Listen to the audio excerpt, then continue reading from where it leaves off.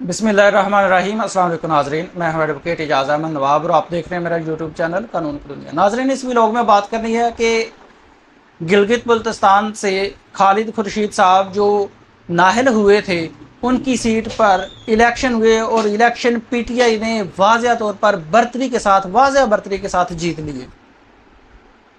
दूसरी तरफ ये भी बात करनी है कि जो जरदारी साहब और फर्जंदे जरदारी साहब हैं, उनका सॉफ्टवेयर क्यों और कैसे अपडेट हो गया और वो इलेक्शन के मुतालबात से पीछे किस तरह से हट गए हैं। तीसरा इसी व्लॉग में बात करनी है कि सदर पाकिस्तान जनाब आरिफ अलवी साहब जो जनरल इलेक्शन है उनकी डेट क्यों नहीं दे रहे, वजह क्या है, जबकि उन्होंने इस्तीफ़ा भी नहीं दिया। क्या अब उनके इस्तीफ़े की पीटीआई की तरफ से डिमांड की जा सकती है? क्या अब नून लीग पीपी जो इलेक्शन के मुतालबा से पीछे हट जाते हैं और इलेक्शन मज़ीद डिले करने के लिए कोई नई चाल चल सकते हैं या नहीं? सबसे पहले बात करते हैं गिलगित बल्तिस्तान में जो खालिद खुर्शीद वज़ीर आला जीबी थे, उनके नाहल होने के बाद उनकी सीट खाली हुई। सीट खाली होने के बाद कल उस पर इलेक्शन हुआ और इलेक्शन पाकिस्तान तहरीक इंसाफ ने, जिस पर बदतरीन तारीखी क्रैकडाउन है, जिसके सारे के सारे रहनुमा रूपोश हैं जो इस वक्त मौजूद हैं, बाकी छोड़ गए हैं।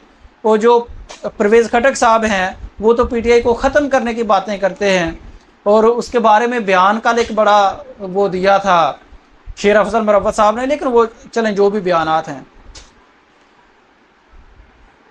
परवेज़ खटक साहब ने कहा था जिस दिन अपनी पार्टी बनाई थी कि आज से पीटीआई मुकम्मल तौर पर सफाया हो गया, लेकिन उसके बावजूद भी कल जो इलेक्शन हुआ झंडा लहराने की इजाज़त नहीं।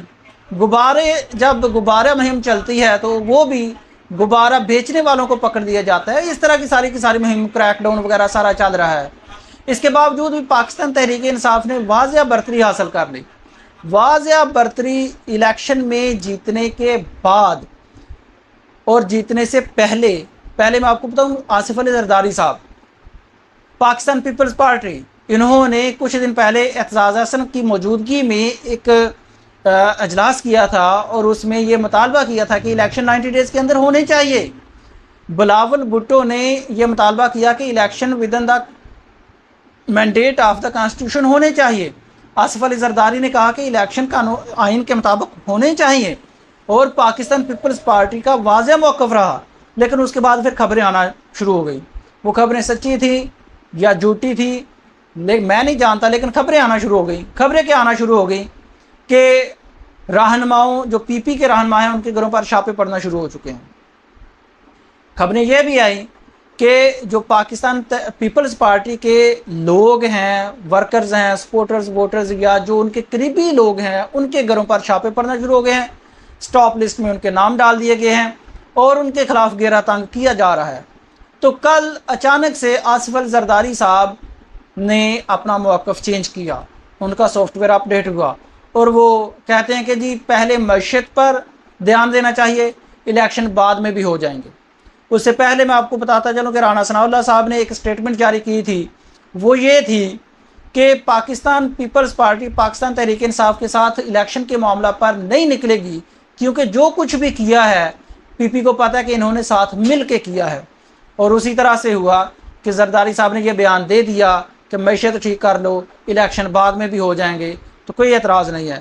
इससे ये वाज़ेह होता है, मतलब इससे ये रिज़ल्ट निकाला जा सकता है कि पाकिस्तान पीपल्स पार्टी के ख़िलाफ़ जो क्रैकडाउन था उसकी तैयारी हो चुकी थी और इनका अब ये सॉफ्टवेयर भी अपडेट हो चुका है।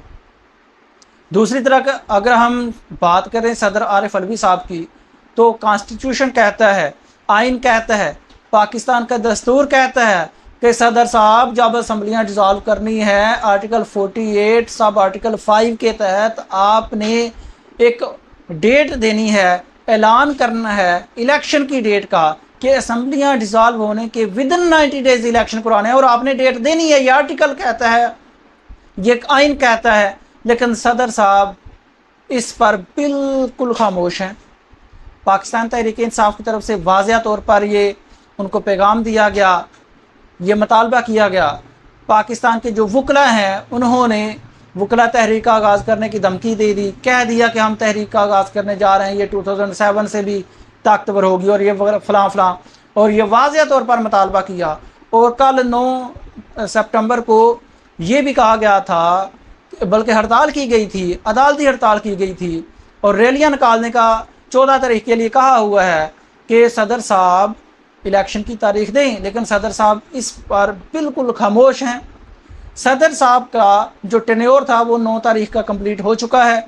सदर साहब ने अपना डेजिग्नेशन है अपने ओहदे से रिज़ाइन नहीं किया और उन्होंने ये बता दिया कि जब तक नए सदर साहब जो मुंतखब नहीं होते, सदर आरिफ अलवी ही ओहदे पर काम करेंगे। लेकिन सदर आरिफ अलवी साहब ने इलेक्शन आइन के तहत इलेक्शन की डेट नहीं दी।